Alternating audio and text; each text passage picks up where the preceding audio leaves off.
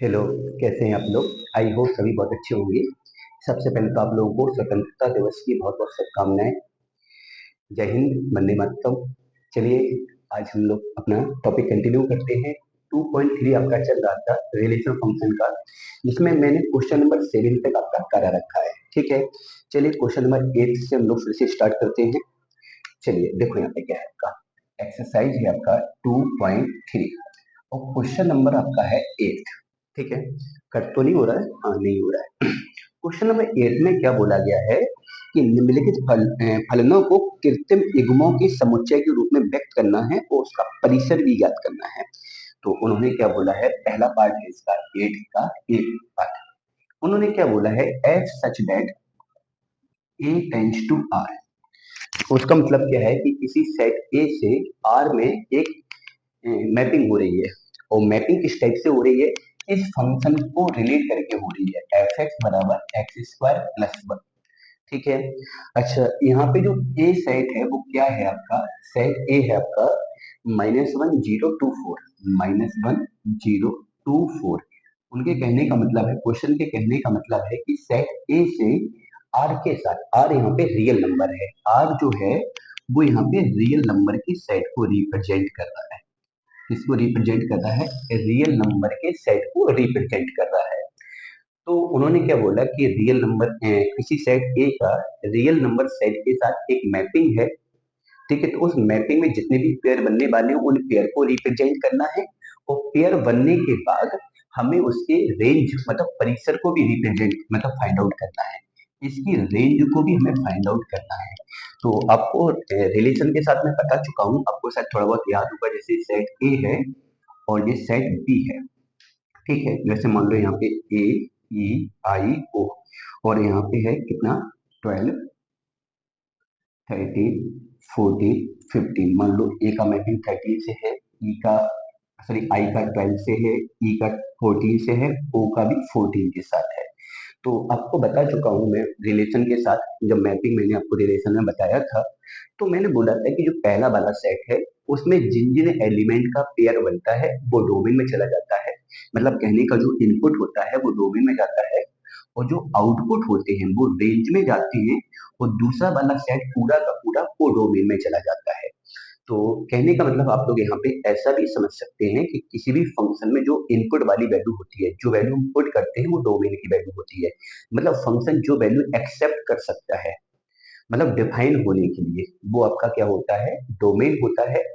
और वैल्यू को पुट करने के बाद जो मुझे आउटपुट मिलता है, मतलब जो फंक्शन की वैल्यू मिलती है, जैसे मैंने यहाँ पे वन डाला, और वन डालने के बाद जो भी हमें मिलेगा, जो भी वैल्यू मिले, थ्री मिले, फोर मिले, मतलब इस पूरे में मैंने वन डाला। जैसे अगर हम यहाँ पे वन डालते हैं तो वन का स्क्वायर वन, और वन टू, तो जो टू आएगा वो आपका आउटपुट होगा, और वो आउटपुट आपका जाएगा रेंज के अंदर। तो आप लोग जनरली अभी ऐसा समझ लो, मैं अभी डोमेन रेंज का भी एक एक्सरसाइज पूरी की पूरी ऐसी है, इसमें मुझे केवल और केवल डोमेन और रेंज आपके साथ डिस्कस करना है। तो आप ऐसा समझ सकते हैं, डोमेन का मतलब हुआ कि जिस एक्स की वैल्यू का मैंने इनपुट किया वो डोमेन है, और एक्स इनपुट करने के बाद जो फंक्शन की वैल्यू निकल के आती है वो आपकी रेंज में जाती है। वो क्या होता है, रेंज होता है। तो हमें क्या करना है, यहाँ पे इस क्वेश्चन में रेंज निकालना है और सारे के सारे पेयर बनाने हैं कि कौन कौन से पेयर बन सकते हैं। तो पहले तो देखेंगे किस सेट का किस सेट के साथ मैपिंग हो रहा है। यहाँ पे सेट ए का आर के साथ मैपिंग हो रहा है, सेट ए का आर के साथ मैपिंग हो रहा है। तो ए कितना है, -1 0 2 और 4। अगर मैंने यहाँ पे वन को डाला, -1 को डाला तो -1 का यहाँ पे स्क्वायर होगा, प्लस वन होगा तो टू आ जाएगा।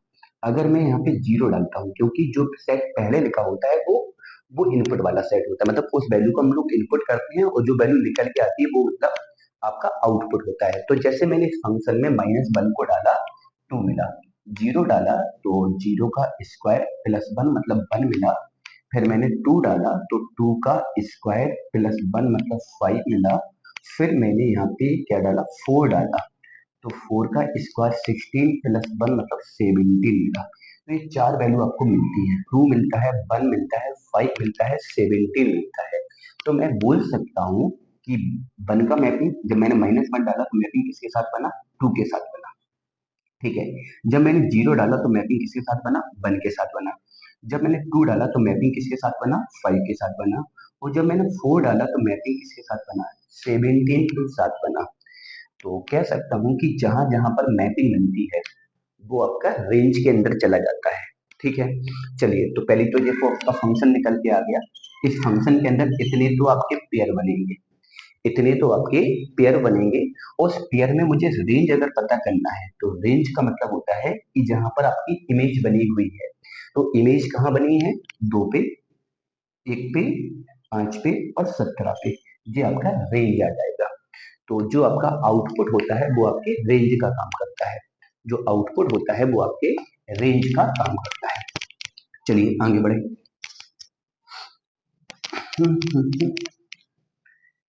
चलिए इसका बी पार्ट देखो क्या है। बी पार्ट में उन्होंने क्या बोला है कि कोई सेट ए है बी पार्ट में, और सेट ए का नेचुरल नंबर के साथ मैपिंग है। एन यहाँ पे नेचुरल नंबर को रिप्रेजेंट कर रहा है, नेचुरल नंबर के साथ मैपिंग है। और यहाँ पे जो जी एक्स है वो बराबर है 2x के। जी एक्स जो बराबर है वो किसके है? 2x के। और यहाँ पे सेट जो ए है वो इस प्रकार से है, क्या है? ए सेट ए में जो x है वो एक नेचुरल नंबर है, और वो नेचुरल नंबर जो है वो लेस देन इक्वल टू 10 है। लेस देन इक्वल टू 10 है। तो यहाँ पे कौन कौन सा नेचुरल आएगा? एक तो आपका 1 आएगा, 2 आएगा, 3 आएगा, और कहाँ तक आएगा? 10 तक आएगा। 10 तक आएगा। तो देखो सेम वही क्वेश्चन है जो ऊपर वाला है, सेम वैसे ही आपका बी पार्ट है इसमें। देखो ए पार्ट में भी सेट ए था जिसका रियल नंबर के साथ मैपिंग बना था, और इसके बी पार्ट में भी सेट ए दिया गया है। जो सेट ए था वो बिल्डर फॉर्म में लिखा था, मतलब थ्योरिकली लिखा था, उसको मैंने एलिमेंट के फॉर्म में लिख दिया, रोस्टर फॉर्म में लिख दिया। सेट ए का नेचुरल नंबर के साथ मैपिंग हो रही है। सेट ए का नेचुरल नंबर के साथ मैपिंग हो रही है, और मैपिंग किस फंक्शन के हिसाब से हो रही है? जी एक्स बराबर 2x, इसको फॉलो करते हुए मैपिंग हो रही है। इससे पहले वाले फंक्शन में मैपिंग जो हो रही है वो F X equal to X square plus one को फॉलो करते हुए हो रही थी। अब मैं क्या करता हूँ इस वाले फंक्शन में, मैं किसका इनपुट करता हूँ? वन का। तो जब मैंने यहाँ पे वन का इनपुट किया तो आप देखोगे जी एक्स बराबर आपका 2x है, और मैंने जी वाले फंक्शन में x की प्लेस पर वन को डाला। जब मैंने यहाँ पे वन को डाला तो वन टू जा टू, यहाँ पे मैपिंग टू के साथ हुई। ऐसे ही मैंने x के स्थान पे टू को डाला, और जब मैंने यहाँ पे टू डाला तो टू टू जा फोर के साथ मैपिंग हुई। ऐसे ही मैंने थ्री को डाला, और जब मैंने यहाँ पे थ्री का इनपुट किया तो थ्री टू जा सिक्स, मैपिंग सिक्स के साथ हुई। इस प्रकार से मुझे पता चल रहा है कि मैं जिस नंबर का इनपुट डाल करता हूँ यहाँ पे वो डबल हो जाता है। साफ साफ दिख रहा होगा, जब मैंने वन डाला तो टू हुआ, टू डाला फोर हुआ, क्योंकि जो आपका फंक्शन है वो x का डबल है, और इनपुट क्या होता है? x। तो जो भी x की वैल्यू हम लोग डालेंगे वो डबल हो जाएगी। तो जैसे मैंने लास्ट में x का वैल्यू अगर 10 डाला, क्योंकि जो a है वो 1 से लेके 10 तक है, 1 से लेके 10 तक, तो मैं 1 का भी इनपुट कर सकता हूँ, 2 का कर सकता हूँ, जो सेट a में है वो वैल्यू का इनपुट कर सकते हैं। तो जैसे मैंने 1 का इनपुट किया, 2 का इनपुट किया, 3 का इनपुट किया, ऐसे ही मैंने जब 10 का इनपुट किया तो 10 का इनपुट करते ही 10 टू या 20 आपको मिला। तो कहने का मतलब हुआ ये सारे के सारे जो वैल्यू हैं वो आपकी आउटपुट है, मतलब ये आपकी इमेज है।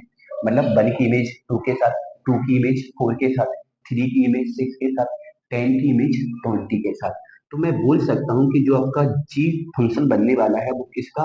वन का पेयर में टू के साथ होगा, टू का पेयर फोर के साथ होगा, थ्री का पेयर सिक्स के साथ होगा, इसी प्रकार टेन का पेयर आपका 20 के साथ होगा। ये सारे के सारे पेयर आपको मिलने वाले हैं किसके अंदर? फंक्शन जी के अंदर, फंक्शन जी के अंदर। चलिए ये तो आपका जो पेयर है वो आपके निकल के आ गए। इस फंक्शन में इतने सारे पेयर आपके बनने वाले हैं। पेयर बनने के साथ साथ मुझे इसका रेंज और पता करना है। रेंज के लिए मैं आपको बोल चुका हूँ कि जहां पर इमेज बनती है वो आपका रेंज हो जाता है। तो इमेज कहाँ बनी? दो पे बनी, चार पे बनी, छह पे बनी, और इमेज कहाँ तक बनी? 20 तक। मतलब कह सकता हूँ 2 से लेकर 20 तक जितने भी इवन नेचुरल नंबर हैं, जितनी भी सम प्राकृतिक संख्याएं हैं, उन सारे नंबर पे आपकी इमेज बनती है। जैसे मैंने वन डाला, जब मैंने यहाँ पे वन डाला तो वन टू जा टू, जब मैंने टू डाला तो टू टू जा फोर, मैंने थ्री डाला एक्स के स्थान पे, थ्री टू जा सिक्स, ऐसे बढ़ते बढ़ते बढ़ते मैंने टेन डाला तो टेन टू जा 20। 20 पे जाके इमेज बनती है। तो ये सारे के सारे पेयर आपके निकल के आते हैं और पेयर का जो दूसरा एलिमेंट है वो आपका इमेज होता है। तो इमेज कहाँ बनी, 2 पे 4 पे 6 पे, इमेज कहाँ तक बनी आपकी, 20 तक आपकी इमेज बनती है। चलिए क्वेश्चन नंबर 9 देखो क्या है आपका। क्वेश्चन नंबर 9, क्वेश्चन नंबर 9 में उन्होंने बोला है कि कोई फंक्शन है और फंक्शन में उन्होंने बोला है कि जो फंक्शन कैसा है, आर से आर में एक फंक्शन है। मतलब यहाँ पे जो आर है वो रियल नंबर के लिए है। सेट में जो हम लोग आर यूज करते हैं, एक सेट का दूसरे सेट के साथ ही मैपिंग होता है, एक सेट का दूसरे सेट के साथ ही क्या होता है, मैपिंग होता है। तो एक्चुअल में यहाँ पे ये दोनों जो है ना वो आपके सेट है, दोनों क्या है आपके सेट है। और जब ये दोनों सेट है तो दोनों के दोनों क्या है, रियल नंबर है। तो कहने का मतलब क्या हुआ कि मेरा जो इनपुट है वो भी रियल है, मतलब जो इनपुट हम करने वाले हैं, क्योंकि पहले सेट से हम लोग इनपुट करते हैं और जो वैल्यू निकलती है उस सेट को हम दूसरे वाले पे मिला देते हैं। जैसे मैं बोलूं कि सेट ए का अगर मैं वो बनाऊं, मैपिंग बनाऊं, तो कैसे बनेगा, यहाँ पे मैं क्या लिखूंगा, ए लिखूंगा। तो ए कितना है, -1, 0, 2 और 4। और बी जो सेट है, बी नहीं है, दूसरा सेट आपका आर है। आर मतलब रियल नंबर है। अब इस रियल नंबर में तो सारे के सारे नंबर आएंगे जो रेशनल है, पर में, अपर में, इंटीजर, इवन, ऑड, नेचुरल, मतलब सारे के सारे नंबर इसके अंदर इन्वॉल्व हुए। तो मैंने देखा जब मैंने यहाँ पे वैल्यू को 1 डाला तो इमेज किसके साथ बनी, 2 के साथ। जब मैंने 0 डाला तो इमेज किसके साथ बनती है, 1 के साथ बनती है। ऐसे ही मैंने 2 डाला तो इमेज किसके साथ बनती है, 5 के साथ बनती है। और जब मैंने 4 डाला तो इमेज किसके साथ बनती है, 17 के साथ बनती है। अच्छा, बस एक चीज याद रखना है कि हम जहाँ पे इमेज बना रहे हैं वो एलिमेंट दूसरे वाले सेट के अंदर है कि नहीं। जैसे मैंने देखा कि -1 की जो इमेज बनी वो 2 पर बनी, तो मुझे ये देखना होगा कि जो 2 है वो दूसरे वाले सेट के अंदर होगा या नहीं होगा। जो आपका 2 है वो दूसरे वाले सेट के अंदर होगा या नहीं होगा। जो 0 है उसकी इमेज 1 पे बनती है, तो मुझे देखना होगा कि जो 1 है वो दूसरे वाले सेट के अंदर होगा नहीं होगा। तो अब देखो यहाँ पे कि जो दूसरा वाला सेट था वो रियल नंबर का सेट था, और रियल नंबर में तो 1 भी होगा, 2 भी होगा, 5 भी होगा, 17 भी होगा। मतलब सारे के सारे नंबर जो है वो रियल नंबर में इंक्लूड होंगे। जब सारे के सारे नंबर रियल नंबर के अंदर होंगे तो क्लियर बात है, इमेज बन जाएगी आपकी। तो वही चीज यहाँ पे समझना है तुमको।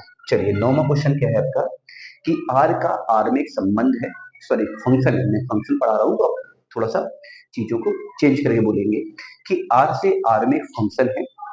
और फंक्शन क्या बोला उन्होंने कि हमें इस फंक्शन को थोड़ा अलग तरीके से डिफाइन है, बोले फंक्शन ऐसा है, कैसा है। उन्होंने बोला कि फंक्शन की वैल्यू दो ही प्रकार से आती है, या तो 1 आती है या -1 आती है। फंक्शन की वैल्यू या तो 1 आती है या -1 आती है। बच्चे बहुत शुरू कर रहे हैं बाहर आज। फंक्शन की वैल्यू या तो 1 आती है या -1 आती है। फंक्शन की वैल्यू 1, एक मिनट रुकना थोड़ा सा।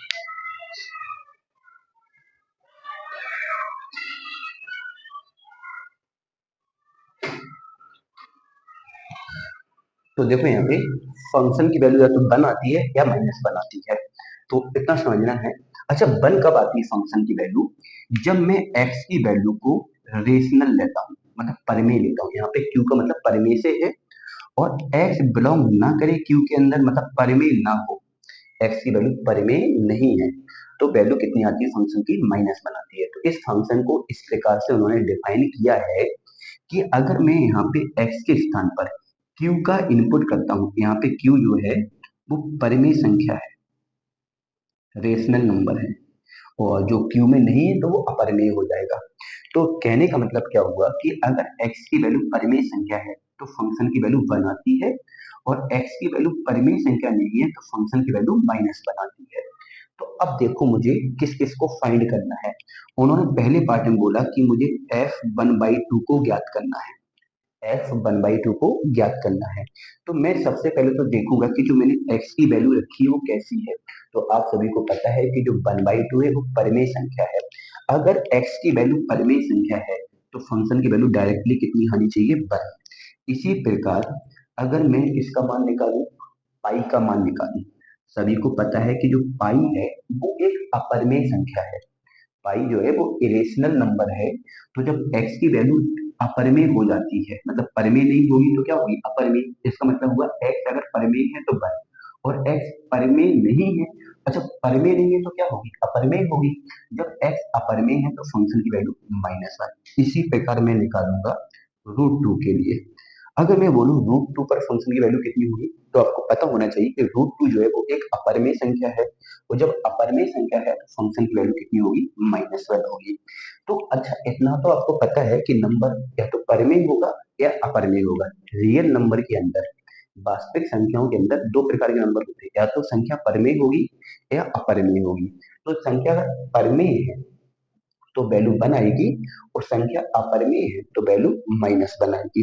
तो इसका मतलब क्या हुआ कि मैं यहाँ पे किसी भी प्रकार का इनपुट करूं, x की किसी भी प्रकार की वैल्यू डालूं, अगर वैल्यू परिमेय डालेंगे तो इमेज 1 पे बनेगी, वैल्यू अपरिमेय डालेंगे तो इमेज -1 पे बनेगी। इसका मतलब हुआ यहाँ पे दो ही प्रकार की इमेज बनती है। तो मैं बोल सकता हूँ कि जो आपका फंक्शन आता है वो कितना आता है? 1 और -1 आता है। पर जो इमेज बनती है वो कहाँ कहाँ बनती है? 1 पे और -1 पे। आपको दिख रहा है ना, इन्हीं दोनों जगह पे आपकी इमेज बनेगी, क्योंकि आपका जो इनपुट होता है वास्तविक संख्याओं में, जो संख्याएं होती हैं वो या तो परिमेय होंगी या अपरिमेय होंगी।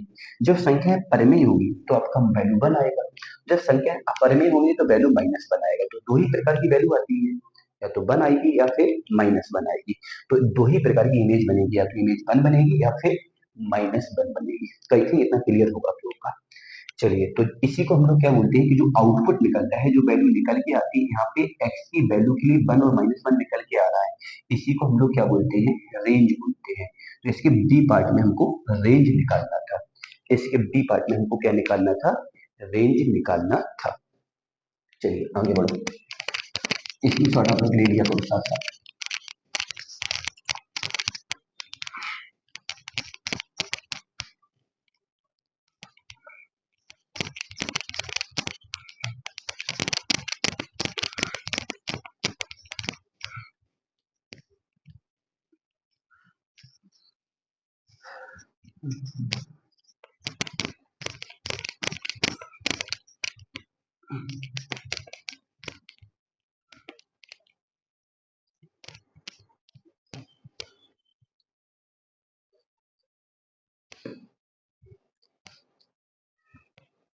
हाँ, चलिए यहाँ पे देखो, टेंथ का एक पार्ट, टेंथ के एक पार्ट में उन्होंने बोला है कि प्रत्येक फंक्शन का मुझे क्या निकालना है? परिसर निकालना है।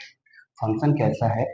फंक्शन आर से आर में, इसका मतलब हुआ रियल से रियल में। मतलब कैसा हुआ कि जो इनपुट वाला पार्ट है, जिस वैल्यू का मैं इनपुट करता हूँ वो भी रियल है, और जो आउटपुट निकल के आता है वो भी आपका रियल है। मतलब जो वैल्यू मैं फंक्शन में डालूंगा वो भी रियल होगा, और जो वैल्यू निकल के आएगी वो भी रियल होगी। ठीक है। और मुझे फंक्शन क्या दिया है यहाँ पे? एफ एक्स बराबर आपका है एक्स स्क्वायर। एफ एक्स बराबर क्या है आपका? एक्स स्क्वायर है। ठीक है। तो मुझे इसका रेंज निकालना है, मुझे रेंज निकालना है। कहने का मतलब क्या हुआ कि मैं x की वैल्यू डालने पर इमेज कहाँ कहाँ पर बना सकता हूँ। जहां जहां पर इमेज बनती है, जहां जहां पर इमेज बनती है, तो मैं बोल सकता हूँ वो उसका आपका रेंज होगा। अब यहाँ पे क्या है, थोड़ा कॉमन सेंस वाली बात है, क्योंकि रियल नंबर तो बहुत सारे होते हैं, तो सारे के सारे रियल नंबर में यहाँ पे नहीं डाल के देख सकता हूँ। तो थोड़ा सा मैं वहां पे ऑब्जर्वेशन करूंगा। मैं क्या देखूंगा कि मेरा फंक्शन किस टाइप का है। फंक्शन जो हमारा है वो है एक्स स्क्वायर। अब थोड़ा सा सोचो यहाँ पे, चीजों को थोड़ा दूसरे तरीके से करेंगे। क्योंकि एक्स क्या है आपका? एक्स मतलब इनपुट की बात हो रही है। जो मेरा इनपुट है, एक्स मतलब जो वैल्यू इनपुट करनी है, वो आपकी वास्तविक संख्या है। ये बात हमको पता है, या ये बात हमको दी गई है। इनपुट आपका रियल है, वो आउटपुट भी आपका रियल पे होना चाहिए, ये बात भी आपको पता है।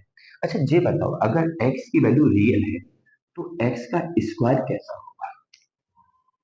देखो, रियल में तीन प्रकार के भाग होते हैं। अगर मैं रियल की बात करूं तो रियल में या तो नंबर पॉजिटिव होगा, या नंबर नेगेटिव होगा, या नंबर जीरो होगा। अब इतनी बात तो आपको पता है कि अगर मैं नेगेटिव का इनपुट करूं या फिर पॉजिटिव का इनपुट करूं, मैं इन दोनों में से किसी भी प्रकार का इनपुट कहाँ किसके अंदर करूं? इन दोनों का इनपुट मैं किसके अंदर करूं? एक्स स्क्वायर के अंदर करूं। मैं नेगेटिव और पॉजिटिव का इनपुट किसके अंदर करूं? एक्स स्क्वायर के अंदर करूं, मेरा जो आउटपुट आता है या जो वैल्यू निकल के आती है वो ऑलवेज पॉजिटिव आती है। आपको इतना पता होगा, मैं इस एक्स स्क्वायर के अंदर, एक्स स्क्वायर मतलब फंक्शन की बात हो रही है, एक्स स्क्वायर मतलब फंक्शन की बात हो रही है, तो मैं इस एक्स स्क्वायर के अंदर, मैं इस एक्स स्क्वायर के अंदर किसी भी पॉजिटिव वैल्यू का इनपुट करूं या किसी भी नेगेटिव वैल्यू का इनपुट करूं, आपका जो आंसर आएगा वो पॉजिटिव ही आएगा। जैसे आप सोचो कि मैंने अगर -1 का स्क्वायर किया वो भी 1 आया, और +1 का स्क्वायर किया वो भी 1 आया। मैंने 1/9 का स्क्वायर किया वो भी 1/81 आया, और मैंने -1/9 का स्क्वायर किया वो भी 1/81 आया। ठीक है, तो यहाँ से एक बात समझ में आ रही है कि मैं चाहे पॉजिटिव वैल्यू को डालूं इसके अंदर और चाहे नेगेटिव वैल्यू को डालूं, आएगा आपका ऑलवेज पॉजिटिव। एक बात। दूसरी बात, अगर सपोज करो अगर मैं यहाँ पे जीरो का इनपुट करता हूँ, अगर मैं यहाँ पे जीरो का इनपुट करता हूँ, किसका इनपुट करता हूँ? जीरो का। तो आपको पता है कि जीरो का इनपुट करने पर ये वैल्यू कितनी आ जाती है आपकी? जीरो आ जाती है। तो यहाँ से एक बात समझ में आ रही है आपको कि मैं पॉजिटिव और नेगेटिव का इनपुट करता हूँ तो मुझे पॉजिटिव मिलता है। ठीक है, और अगर मैं जीरो का इनपुट करता हूँ तो मुझे जीरो मिलता है। तो मैं कह सकता हूँ इन सारे रियल नंबर्स के लिए, इन सभी के सभी रियल नंबर्स के लिए वैल्यू या तो पॉजिटिव आती है या जीरो आती है, या तो पॉजिटिव आती है या फिर कैसी आती है? जीरो आती है। तो वही बात यहाँ पे मुझे समझना है कि अगर x का वैल्यू मैंने रियल लिया तो एक्स स्क्वायर का वैल्यू या तो पॉजिटिव होगा मतलब जीरो से बड़ा होगा। अगर कोई भी नंबर पॉजिटिव है तो वो जीरो से कैसा होता है? बड़ा होता है, या फिर वो जीरो के बराबर होगा। एक बात यहाँ से निकल के आती है कि अगर मैंने एक्स की वैल्यू को यहाँ रियल डाला तो रियल डालने पर एक्स स्क्वायर की वैल्यू या तो पॉजिटिव होगी या जीरो होगी। जीरो कब होगी? जब मैं यहाँ पे जीरो डालूंगा। और पॉजिटिव कब होगी? जब मैं पॉजिटिव या नेगेटिव नंबर को डालूंगा। तो यहाँ से पता चल गया कि सभी वास्तविक संख्याओं के लिए एक्स स्क्वायर का वैल्यू जीरो से बड़ा या बराबर आता है। ठीक है, एक्स स्क्वायर का मतलब होगा फंक्शन की वैल्यू जीरो से बड़ी या बराबर आती है। फंक्शन की वैल्यू का मतलब होता है जहां पे मेरी इमेज बनने वाली है। फंक्शन का मतलब होता है जहां पे मेरी इमेज बनने वाली है। तो मैं बोल सकता हूँ कि जो मेरा रेंज है, मतलब रेंज मेरा क्या आएगा समझो यहाँ से। फंक्शन का मतलब हुआ वो वैल्यू जहां पे मेरी इमेज बनी है, और इमेज कहाँ पे बन रही है? जहां पे फंक्शन की वैल्यू मिलती है। तो फंक्शन की वैल्यू कहाँ मिलती है? तो जीरो से ज्यादा पर मिलेगी या जीरो के बराबर पे मिलेगी। तो मैं इसको कैसे लिखूंगा? इंटरवल में लिखूंगा। यहाँ पे बात हुई जीरो से ज्यादा के लिए और बराबर के लिए। और सेट थ्योरी में मैंने बताया था जैसे बात आ जाए दो से ज्यादा, तो मैं दो से लेके कहाँ तक चला जाता हूँ? अनंत तक। उन्होंने बोला एक है एक से ज्यादा, तो मैं क्या करता हूँ? एक से लेके कहाँ चला जाता हूँ? अनंत तक। इंटरवल आपको पता है कि जहाँ बराबर का साइन हो वहाँ बड़ा ब्रैकेट आता है, और अनंत पे हमेशा छोटा ब्रैकेट आता है, इन्फिनिटी पे हमेशा छोटा ब्रैकेट। वो इनको जिनको ये सारी चीजें नहीं पता वो सेट थ्योरी में जाके पहले इंटरवल सीखें। इंटरवल में ये सारी चीजें मैंने आपको सिखाई हैं, और अगर इसको अभी नहीं सीखोगे तो जब मैं आपको डोमेन और रेंज पढ़ाऊंगा तब आपको इंटरवल सीखना पड़ेगा। मतलब कहने का मतलब मेरा ये हुआ कि आपको इंटरवल तो सीखना ही पड़ेगा। तो आपकी जो रेंज है वो जीरो से लेके सॉरी इन्फिनिटी तक जाती है। जीरो से लेके कहाँ तक जाती है? इन्फिनिटी तक। कहने का मतलब हुआ कि यहाँ पे मैं कोई भी वैल्यू डाल दूंगा, यहाँ पे मैं कोई भी वैल्यू डालूंगा एक्स के स्थान पे, मेरी वैल्यू या तो जीरो आएगी या फिर पॉजिटिव आएगी। और पॉजिटिव कहाँ तक जाएगी? प्लस अनंत तक, प्लस इन्फिनिटी तक। तो मैंने बोला जीरो से लेके कहाँ तक? इन्फिनिटी तक। चलिए बढ़ो आगे इसके बी पार्ट में। बी पार्ट में मैं बोलूंगा कि जो आपका फंक्शन है, जो फंक्शन है वो जी, उसका नाम रखा है इन्होंने जी, और फंक्शन भी रियल से रियल में। ठीक है, यहाँ पे थोड़ा सा त्रिकोणमिति का यूज आ जाएगा तो उसको समझना है। और आपको पता है जी एक्स बराबर इन्होंने दिया है, बुक में देख लेना साथ साथ, साइन एक्स। ठीक है, जब जी एक्स बराबर साइन एक्स है तो मुझे यहाँ पे बताना है कि इसका रेंज क्या होगा, इसका रेंज क्या होगा। तो मैं क्या करूंगा कि मैं देखूंगा कि इन रियल नंबर के लिए साइन की वैल्यू कितनी होती है। तो आपको अगर नहीं पता तो इतना सीख लो, ट्रिग्नोमेट्री में आप लोगों ने 10th में ही पढ़ा होगा। वी नो दैट, हम जानते हैं कि जो साइन की वैल्यू होती है वो ऑलवेज -1 से मोर देन इक्वल होती है, 1 से लेस देन इक्वल होती है। आपको पता होगा ट्रिग्नोमेट्री में साइन की वैल्यू 1 और -1 के बराबर या उनके बीच में होती है, 1 और -1 के बराबर या उनके बीच में होती है। मैं कोई भी एंगल लूं, यहाँ पे एक्स का मैं कोई भी एंगल लूँ, मतलब यहाँ पे रियल का मतलब होगा कोई भी रियल पास कौन लेता हूँ, यहाँ पे कोई भी रियल एंगल यहाँ पे मैं लेता हूँ, साइन का किसी भी एंगल के लिए जो वैल्यू है वो -1 और 1 के या तो बराबर होती है या उनके बीच में होती है। तो इस साइन को उन्होंने क्या बोला है, जी एक्स बोल दो या एफ एक्स बोल दो, जो भी बोलना हो, -1 से मोर देन इक्वल। तो यहाँ से पता चल गया कि जो फंक्शन की वैल्यू है वो -1 से +1 के बीच में है। इसका मतलब क्या हुआ कि जो फंक्शन की वैल्यू है वो -1 से +1 के बीच में आती है, और -1 से +1 के बीच में फंक्शन की वैल्यू आती है, तो वो आपका क्या होता है, वो आपका होता है क्या, रेंज। क्योंकि जो आउटपुट होता है वही आपका रेंज होता है। तो आपका जो रेंज है वो कितना है, -1 से +1। तो आपका रेंज निकल के आया कहाँ से कहाँ तक, -1 से लेके +1 तक। ठीक है, तो इसका सी पार्ट आप लोग होमवर्क में है, खुद करेंगे आप लोग। ठीक है, चलिए आगे बढ़ो, आगे बढ़िए आप लोग। क्वेश्चन नंबर 11 देखो।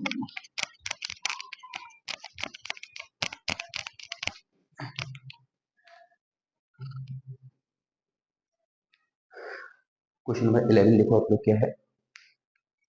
क्वेश्चन नंबर 11 में उन्होंने बोला है कि ए बराबर 1,2, 1,2, बी बराबर है 3,6। ठीक है, इन्होंने क्या बोला, फंक्शन है, फंक्शन एफ जो है वो ए से बी में एक फलन है, और जी फंक्शन है वो भी ए से बी में एक फलन है। दो फंक्शन है, एक एफ है और एक जी है। एफ उन्होंने बोला है कि जो एफ एक्स है वो है आपका x² + 2, और जो जी एक्स है वो है आपका 3x। इन्होंने पूछा है यहाँ पे क्या दोनों फंक्शन बराबर है, एफ एक्स और जी एक्स क्या बराबर है। तो इसको चेक करने का फंडा क्या होगा, हम दोनों का रेंज निकाल लेंगे, दोनों का रेंज निकालेंगे। तो रेंज मतलब फंक्शन की वैल्यू, तो दोनों का रेंज निकालेंगे। तो हम चलेंगे, चूंकि एफ एक्स बराबर कितना है, x² + 1। तो मैं वन के लिए, क्योंकि ए से बी में आपका फंक्शन है, तो मैं ए मतलब पहला वाला सेट, तो इनपुट किसका रखेंगे, वन का रखेंगे। जब मैं यहाँ वन डालूंगा तो वन का स्क्वायर +1, ये आ जाएगा 2। ये कितना आ जाएगा, 2 नहीं, प्लस का 2 है, सॉरी 2 है, तो यहाँ भी 2 रहेगा, और 2 और 1 कितना हो जाएगा, 3। और मैं अगर देखूंगा 2 पर इमेज बनाऊंगा, तो यहाँ पे 2 का स्क्वायर +2, यहाँ पे इमेज किसके साथ बनती है, 6 के साथ बनती है। तो मैं बोल सकता हूँ कि जो फंक्शन है आपका उसकी इमेज किस किसके साथ बनी, 3 के साथ बनी और 6 के साथ बनी, मतलब पूरा का पूरा बी के साथ इमेज बनाता है, पूरा का पूरा बी के साथ इमेज बनाता है। ऐसी मैं बात करने वाला हूँ जी एक्स की, जी एक्स है आपका 3x। अब मैं जी की इमेज बनाऊंगा ए से बी के लिए। ए में क्या क्या है, 1 है और 2 है। जब मैं यहाँ पे 1 डालूंगा तो 1 3 जा 3, और जब मैं यहाँ पे 2 डालूंगा तो 3 2 जा 6।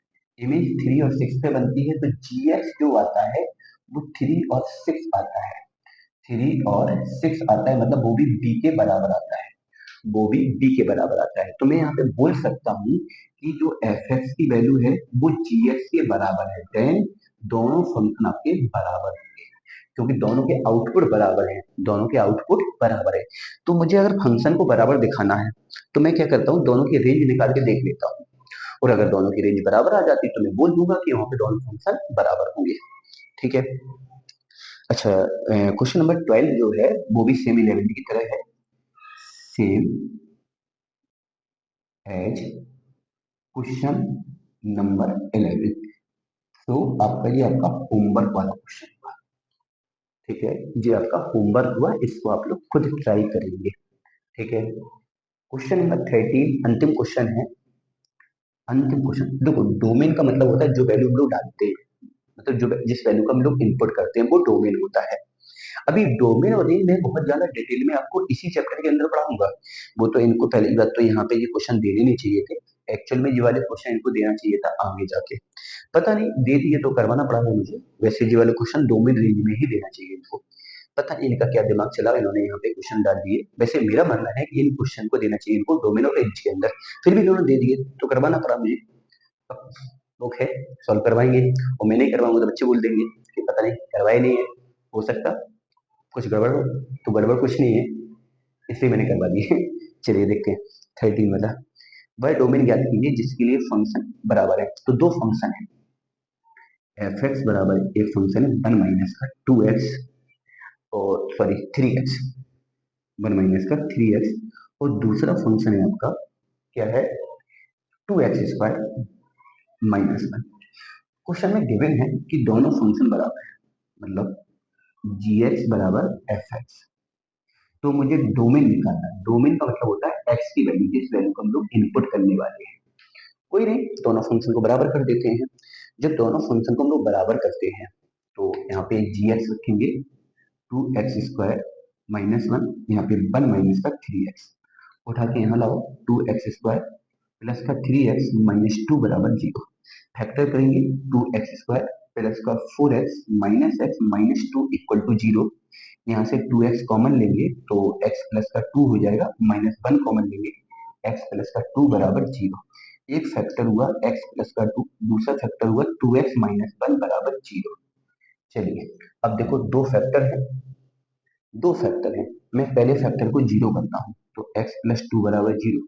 मैं दूसरे फैक्टर को जीरो करता हूँ 2x -1 बराबर 0। पहले फैक्टर को जीरो किया तो x का वैल्यू -2 आया, दूसरे वाले फैक्टर को जीरो किया x का वैल्यू 1/2 आया। तो जो x की वैल्यू निकल के आती है, क्योंकि इनपुट तो x ही होता है, जिस वैल्यू को हम इनपुट करते हैं वो क्या होता है x। तो जो भी इनपुट होता है वो डोमेन होता है। इसका मतलब यहाँ पे डोमेन जो निकल के आ रहा है वो आपका -2 और 1/2 निकल के आता है। यही आपका क्या हुआ, इस क्वेश्चन का डोमेन हुआ। ठीक है, इसी के साथ तो ये वाला हो गया आपका। अब नेक्स्ट एक्सरसाइज आपका 2.4, जिसको मैं नेक्स्ट लेक्चर में स्टार्ट करूंगा। चलिए मिलते हैं जल्दी से नेक्स्ट लेक्चर। Okay bye.